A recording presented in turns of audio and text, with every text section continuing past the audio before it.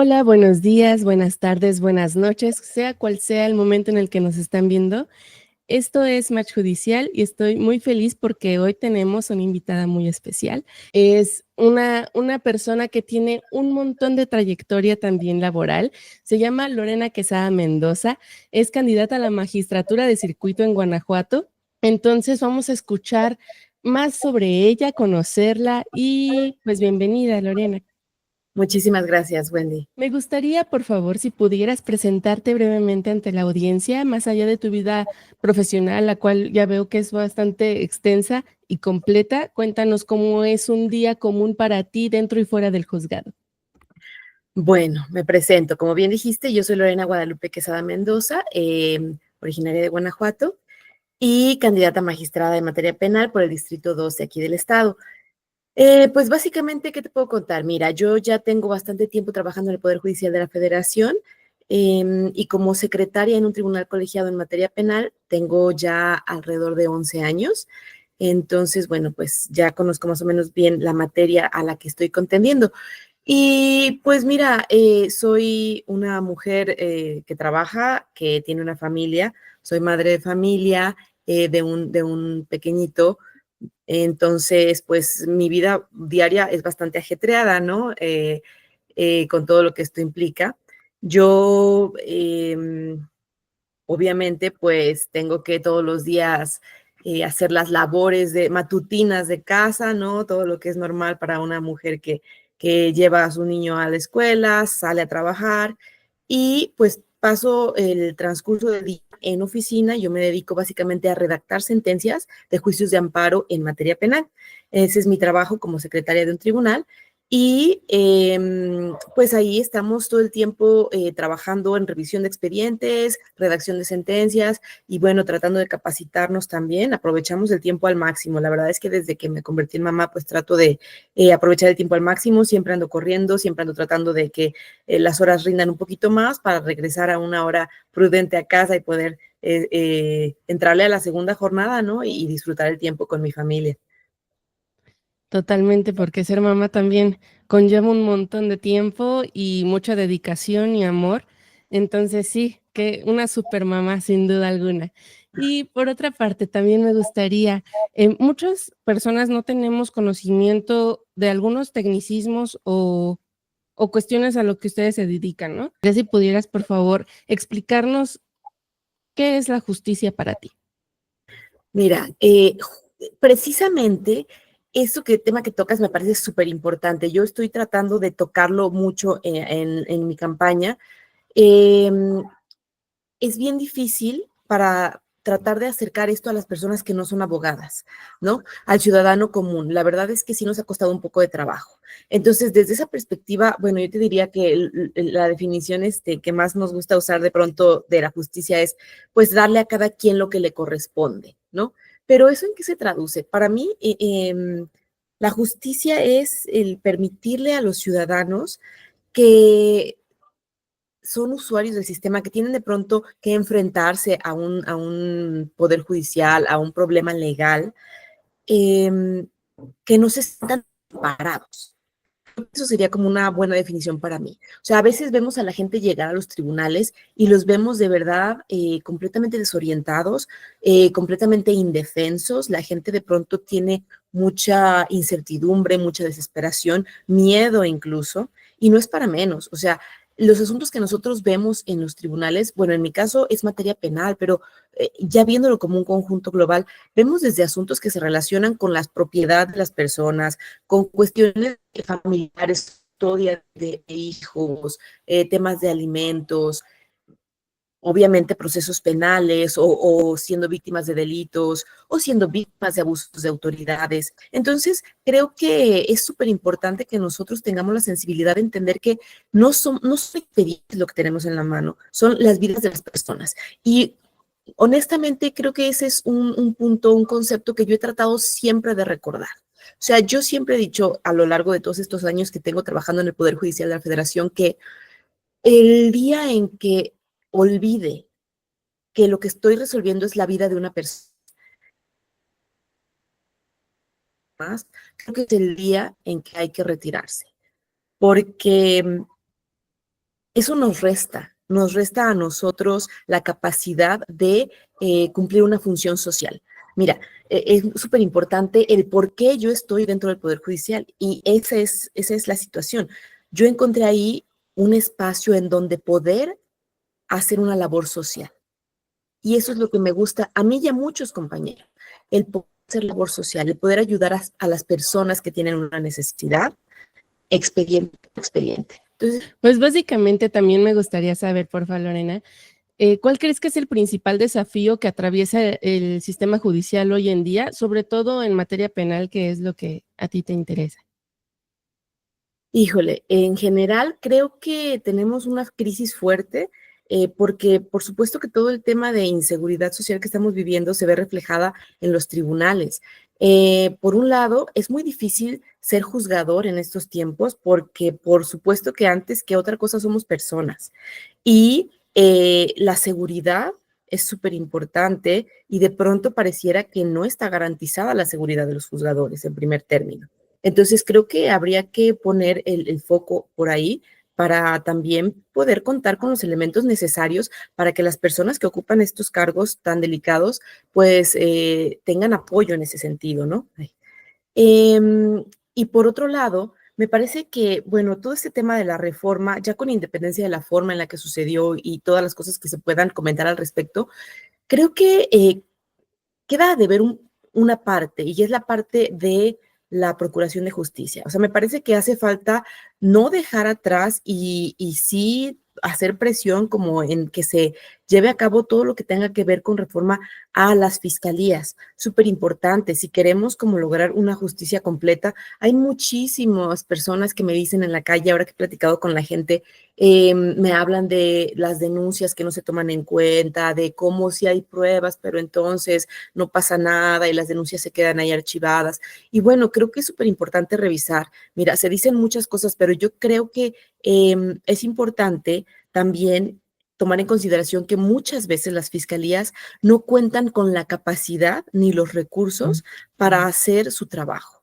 Entonces, hay que voltear a ver eso también, porque por supuesto que es muy fácil comentar que las personas entran y la puerta giratoria de la justicia, así como las detienen, se van, pero en la realidad es que si nosotros tratamos de proteger los derechos humanos de las personas, pues tenemos que tomar en consideración que si ya de entrada una investigación no está bien realizada, si no nos traen a los juzgados los elementos necesarios para poder hacer que una persona permanezca en prisión de manera legal, ¿no? De manera debida, pues obviamente eso no vamos a lograr el objetivo. Y entonces el círculo de tener justicia y con ello mejorar la seguridad pública, pues nunca se va a cumplir. Entonces hay que presionar, hay que hacer mucha presión social para que toda esta sinergia que ya se generó con el tema de la reforma y la elección de jueces y que por fin la gente pues también volteó a ver todas estas cosas relacionadas con el Poder Judicial,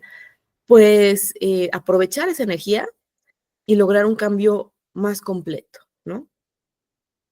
Totalmente. Y justamente estaba pensando que esto de la reforma ayudó de cierta manera a que la ciudadanía los conociéramos, pero también ser más conscientes de lo que ustedes hacen y de la importancia de ejercer nuestros derechos. Porque muchas personas no sabíamos ni siquiera la diferencia entre un juez, un magistrado, un ministro, ¿no? Cosas que parecen, pues, bueno, de hecho que deberían de ser básicas, que debimos aprender desde siempre, pero pues como que la educación cívica en el país también ha estado como que medio. Entonces es por eso que no tenemos como ese conocimiento, ¿no? Sí, fíjate que lo que dices es súper importante. Si algo tiene de positiva toda esta reforma y todos los cambios que se dieron, es justamente eso, que despertó el interés de la sociedad por el Poder Judicial, por tratar más o menos de entender de qué va, para tratar de informarse qué hacen los jueces, qué hacen los magistrados, qué hace la Suprema Corte. Y creo que eso sí es positivo. Creo que eso hay que rescatarlo mucho porque definitivamente como sociedad a lo mejor estamos o hemos sido históricamente un poco irresponsables, ¿no? Como bien dices, la verdad es que ya ahora las personas no tenemos como ni siquiera la educación básica necesaria para entender nuestro sistema bueno, el sistema del Estado mexicano, que si la división de poderes, que si qué hace cada poder, que si cómo se compone, todo eso es algo que ya como que se nos había olvidado que existía, ¿no? Como que lo habíamos dejado por ahí arrumbado y es momento de retomarlo, es momento de conocer otra vez nuestra nación, cómo se conforma, cómo funciona, para también, pues nosotros estar en posibilidad de exigirle a las autoridades, ¿no? ¿Cómo vamos a exigir si no sabemos ni siquiera a quién le estamos exigiendo? Totalmente. Y sé que has trabajado en distintos niveles del sistema desde que saliste de la carrera hasta hoy en día. ¿Ha cambiado tu percepción de justicia de ese entonces a ahora? Muchísimo. Bueno, he cambiado yo como persona, ha cambiado mi percepción del Poder Judicial, ha cambiado mi percepción de la justicia y creo que para bien, por supuesto, como te decía hace rato, yo soy convencida de que tenemos siempre que conservar esa sensibilidad de saber que son vidas de las personas que estamos decidiendo y que en el momento en el que eso se nos olvide, tenemos que irnos. O sea, es necesario irse porque ya no estamos cumpliendo nuestra función. Eh, entonces, he crecido mucho, yo creo que he crecido mucho. He tenido a lo largo de mis años de trabajo grandes mentores. La verdad es que sí tengo mucho que agradecerle a las personas que me han permitido formar parte de su equipo de trabajo porque he aprendido mucho. Pero también siempre he dicho, y lo sigo pensando, que tener tanto tiempo trabajando dentro de la institución me da una ventaja que es no solamente conocer cómo se hacen las cosas, sino también conocer cómo no deben de hacerse. O sea, ver pequeñas cosas que sí necesitan ajustarse. O sea, hay bastantes áreas de oportunidad, ¿no?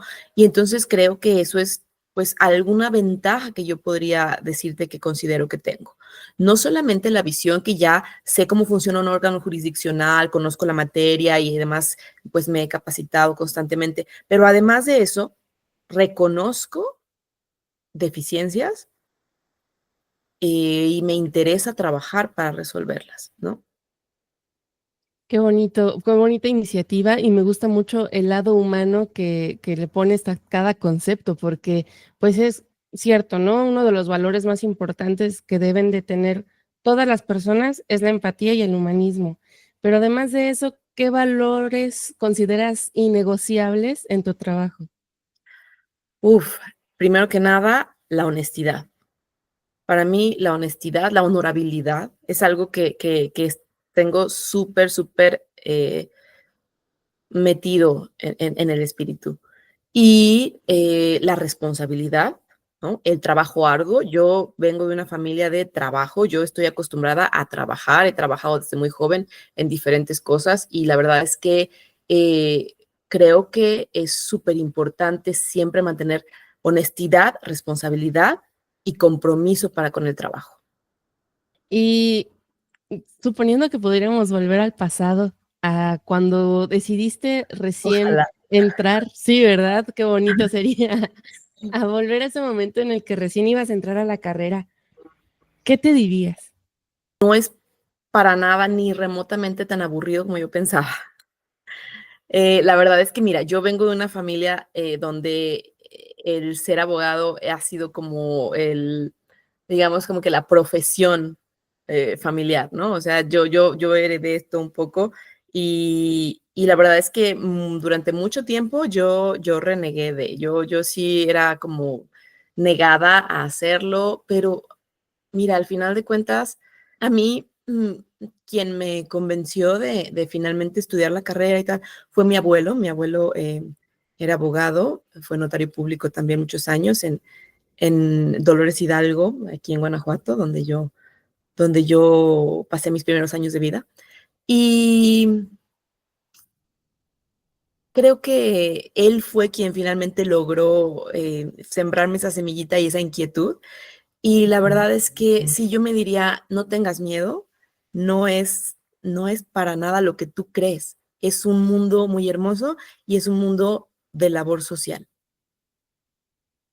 Qué bonito, sí, esa semilla que plantó en ti tu abuelito y sí todos los mentores que has tenido a lo largo de la vida, yo creo que seguramente todos ellos están orgullosos de la mujer que eres, de la profesional que eres hoy en día, porque se nota mucho en la manera en la que nos explicas y te explayas, ¿no? Y eso es algo que yo como ciudadana te agradezco también. Y No, por otra parte, hay historias o experiencias, dentro de tus labores que seguramente remueven mucho en ti, ¿no? Que terminas de trabajar y a lo mejor tienes ahí una emoción, o estás pensando en ese asunto y no puedes ni dormir y todo. Aquí son como 2 preguntas en una. ¿Qué historia podrías compartir? Obviamente, cu preservando la confidencialidad y todo, claro. que te haya marcado y al mismo tiempo, ¿cómo separas esa emoción? ¿Cómo la dejas en la oficina y no te la llevas a casa? Que seguramente es muy difícil, pero, Sí. ¿cómo gestionas esto? Mira, te voy a contestar, por la segunda pregunta y porque, mira, en materia penal, la verdad es que sí nos toca ver cosas muy duras. Hay compañeros que han cambiado de materia, de pronto llegan a penal y entonces es como, ¿cómo lidian con esto? O sea, hace falta mucho estómago, decía una secretaria que fue mi jefa. Sí, y mi manera de lidiar con esto es la terapia psicológica. O sea, yo he pasado incontables horas de terapia tratando de sacar estos traumas, porque sí se generan pequeños traumas, ¿eh?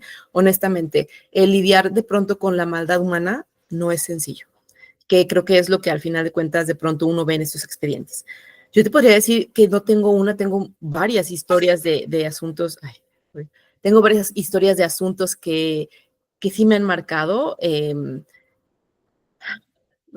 Recuerdo perfectamente la primera vez, porque no ha sido nada más una, que se me salieron las lágrimas leyendo un expediente, precisamente expedientes de temas de delincuencia organizada, en donde de verdad hay cosas que de pronto te topas, grados de maldad en ciertas conductas que tú como una persona, mm, ahora sí que medianamente eh, buena y ni siquiera eres capaz de concebir, ¿no? Entonces, sí, eran aquellos asuntos del sistema tradicional, antes todo escrito, todo en fotocopias en los expedientes, que conforme iba leyendo yo las páginas y revisando los testimonios de las personas involucradas, de verdad me corrían las lágrimas porque no era capaz ni siquiera de imaginarme este grado de maldad. Esto fue cuando estaba yo todavía muy, muy verde. Ya al día de hoy ya me pasa menos. Pero, por ejemplo, un asunto también que me dejó muy marcada a mí fue cuando yo estaba, todavía no era secretaria, era actuaria en funciones de proyectista, hacía sentencias, pero estaba apenas aprendiendo. Y uno de mis compañeros, que era secretario, a quien recuerdo con muchísimo cariño, acababa de tener a su primer hija, ¿no? Tenía un bebé. Y entonces él me dijo, ¿sabes qué? Te voy a dar este asunto para que lo proyectes tú, porque justamente la víctima era una bebita, víctima de maltrato, y no quiero ni ver el asunto, ¿no? En su momento yo dije, ay, qué pesado mi compañero, porque el asunto era feo, o sea, un maltrato muy fuerte que sufrió la pequeñita, a quien finalmente habían privado de la vida. Y y sí, yo lo viví como, híjole, qué asunto tan feo, pero también qué gacho mi compañero que me aventó esto y por qué. Una vez que fui madre, lo comprendí como no tienes una idea, porque de verdad es que la manera como tú identificas, te identificas, ¿no? Y el sufrimiento te hace sentir de verdad hasta lo más profundo. Digo, yo en su lugar también no hubiera querido yo estar lidiando con un asunto de este tipo, recién estrenando mi maternidad, ¿no? Pero básicamente es eso, o sea, sí tenemos muchos asuntos así y sí hay que trabajar nosotros, trabajarnos como personas para poder seguirlo resolviendo y mantener la cabeza sana. Creo que es muy importante hablar de la salud mental de los juzgadores. O sea, de pronto hay mucha gente que te dirá, no, es que ese titular está súper loco y súper paranoico y desconfiado. Bueno, es que creo que hay que trabajarnos. A veces se nos olvida que también tenemos que trabajar en nuestra salud mental y cuidarla mucho para poder seguir haciendo la chamba, porque pesa, sí pesa. Te conmueve mucho y de pronto lo que vuelvo a lo mismo que te decía, si permites formar una coraza lo suficientemente gruesa como para no sufrir, también la formas como para que ya no te importen las personas. Entonces hay que encontrar un equilibrio ahí. Wow.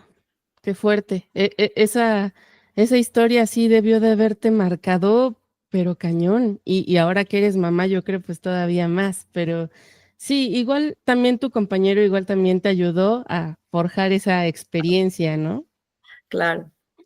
Y bueno, hay muchas personas que sienten que la justicia no sirve, que es inexistente, que es inaccesible. ¿Y qué consideras tú que se necesita saber para cambiar esa percepción? Mira, yo tenía una postura sobre este tema antes de empezar a salir a la calle, ¿ok? Ahora que he salido a la calle y he podido platicar con mucha gente y me han compartido muchas historias, me he dado cuenta de que una muy buena parte del problema es que somos insuficientes. Es decir, yo te puedo decir que trabajamos arduamente, por lo menos en mi caso, yo trabajo arduamente, ¿no? Mi equipo de trabajo, las personas con las que trabajo, trabajan arduamente para sacar los asuntos que tenemos en las manos con toda la responsabilidad y con toda la honestidad. Hacemos nuestro trabajo lo mejor posible y demás. Sin embargo, mis 50 asuntos, vamos a, por decir algún número, son un granito de arena en esta playa de necesidades que es el país. Entonces, de algo que me he dado cuenta es que simplemente es insuficiente lo que estamos haciendo. Entonces, con esto, ¿qué te quiero decir?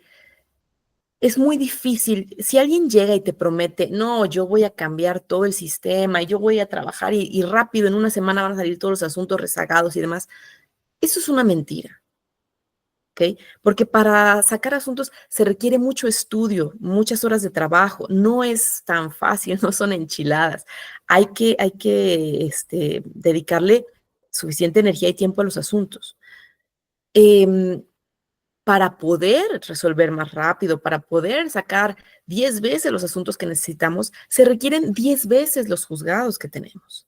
O sea, esa es la realidad. Porque por más que seamos responsables y por más que dejemos la vida en los tribunales y en los juzgados, no es suficiente. Entonces, creo que hay que nuevamente tratar de exigir que se cambie eso, que se abran más juzgados, que haya más personal, ¿no? Porque para que la gente consiga la justicia que necesita, eso es lo que se requiere, ¿no? Duplicar esfuerzos. Si tú te vas a los análisis internacionales, te vas a dar cuenta que en México tenemos ni siquiera la tercera parte de los jueces que se recomienda tener por número de habitantes. Entonces, pues, ahí tenemos la respuesta, ¿no? Tal cual. Sí, son muchísimos casos para tan poquito personal en general. Entonces, sí, es cuestión también de tener esa comprensión, ¿no? Que Ahora, perdón que te interrumpa, no, no, creo que sería importante decirle a los ciudadanos que hay que, aprovechando el hecho de que van a votar, bueno, hay que darle un voto de confianza a las personas que van a hacer el trabajo, ¿no? Hay que dar un voto de confianza y no ya de entrada ir con la idea de que no, es que son unos corruptos, lo hacen mal. De verdad que no es así. Den un voto de confianza y traten de acercarse un poco más para supervisar, pues, ¿no? tal cual. Y algo que nosotros queremos que la gente que nos está viendo entienda muy bien, es que un voto informado vale muchísimo, ¿no? En Internet está absolutamente todo, el Internet no olvida. Entonces, obviamente hay fuentes de dudosa procedencia y tal, pero ahí pueden darse cuenta qué tan corrupto o tan limpio es una persona. Exacto, sí. Entonces, infórmense y con base a eso tomar una decisión. Y hablando de las votaciones, este 1 de junio, bueno, hay muchas personas que no quieren ir a votar, que están en contra de absolutamente todo, que incluso invitan a los demás a no votar como una señal de protesta o no sé. ¿Qué les dirías a esas personas desde tu experiencia para que vayan a votar? Mira, yo creo que es súper importante ir a las razones que se dan como fundamento de estas eh, recomendaciones de no vayan a votar. Dicen, no vayan a votar porque es un fraude, es una simulación, bla, bla. Ok, si nosotros no acudimos a votar, nosotros lo único que hacemos es facilitar que haya una simulación, facilitar que haya un fraude. Esa no es la manera de protestar.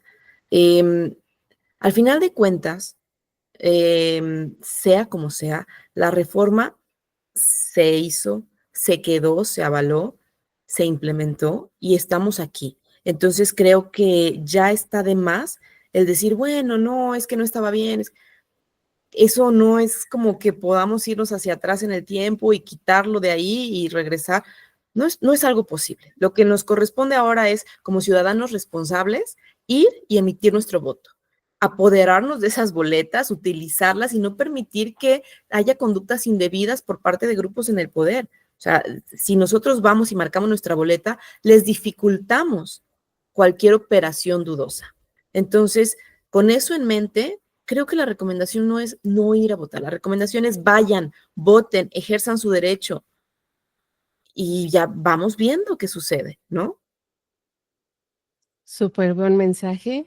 Es ejercer nuestro derecho y obligación de acudir a las urnas este 1 de junio. Voten por quien ustedes quieran, pero voten. Incluso si no quieren votar por nadie, anulen su voto, pero asistan. Lo importante es acudir, ¿no? Y bueno, Exacto. finalmente lo que quiero es que este espacio sea absolutamente tuyo, el micrófono tuyo, el mensaje que quieras darle a la ciudadanía. Yo solo quiero recordarles que yo soy Lorena Guadalupe Quesada Mendoza, que soy candidata en el Distrito 2 de Guanajuato, y quiero invitarlos justamente a que sí acudan a votar, a que no dejen pasar la oportunidad, traten de conocer a los candidatos, somos muchas personas, es complicado, pero todavía hay un poco de tiempo para revisar perfiles. Busquen lo que les sea más afín, o sea, traten de encontrar un punto de afinidad con las personas. Y una cosa que de verdad no falla, seguir el instinto. Yo creo que a veces lo subestimamos, pero hay que seguir el instinto. O sea, si tú sientes que algo te hace clic con una persona, bueno, si te hace match, pues dale, ¿no? No dejes pasar esa corazonada, ese instinto y adelante, salgan a votar y pues nada, aquí estaremos para ver qué sucede después del 1 de junio. Perfectísimo. Muchísimas gracias, Lorena, por compartir tu historia, por compartir tanto de ti. La ciudadanía necesita saber qué humano está detrás de cada Claro. candidato y sin duda tú nos dejaste muy claro que eres una persona muy empática, muy humana y que está con muchas ganas de seguir luchando por la justicia de nuestro país. Este 1 de junio no se trata de elegir a la persona más técnica, se trata de elegir a la persona más humana, con la técnica suficiente y la experiencia suficiente. Así que los invitamos ahí, nos vemos en las urnas este 1 de junio. Esto fue Match Judicial. Muchas gracias, Lorena. Gracias, Wendy.